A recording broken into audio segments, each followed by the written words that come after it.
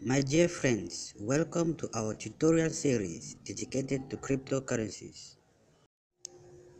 Today we will talk about cryptocurrencies and especially why they exist. The first cryptocurrency was launched on January 1st, 2009.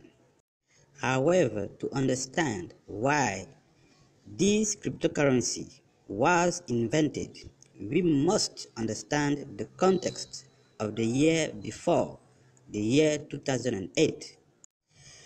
2008 was the year of the biggest financial crisis the world has ever seen to that date.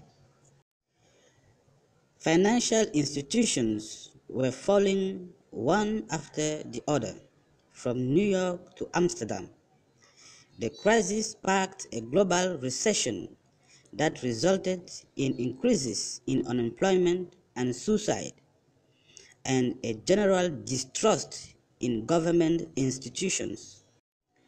However, to understand the downfall of financial institutions around the world in 2008, we must go back to the early days of business transactions.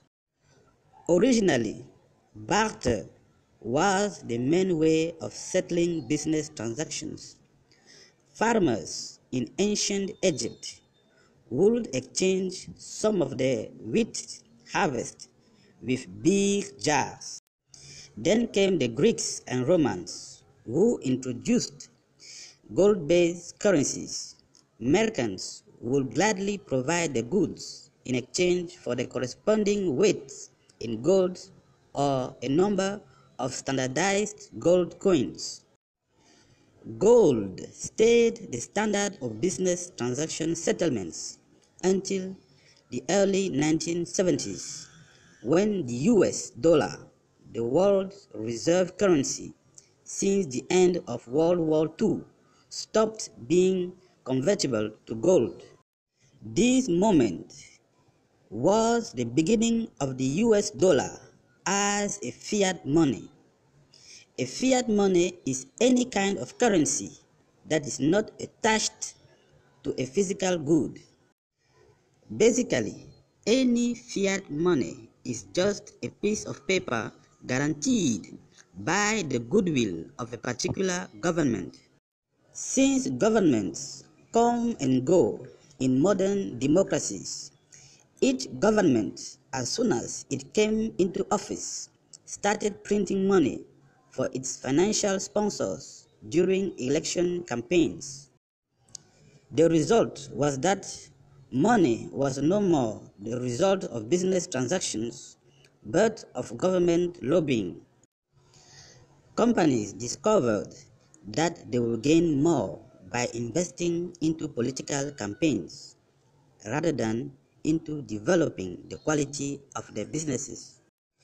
These companies will then invest the free money to them provided by the government into financial gambling. The result has been the ever-increasing speculation in financial markets and hence the multitude of financial crises the world has experienced in the last 50 years. It is therefore in the face of this downward spiral of wealth destruction that one independent thinker, self-named Satoshi Nakamoto, came forward with a system to bypass traditional financial institutions in business transactions.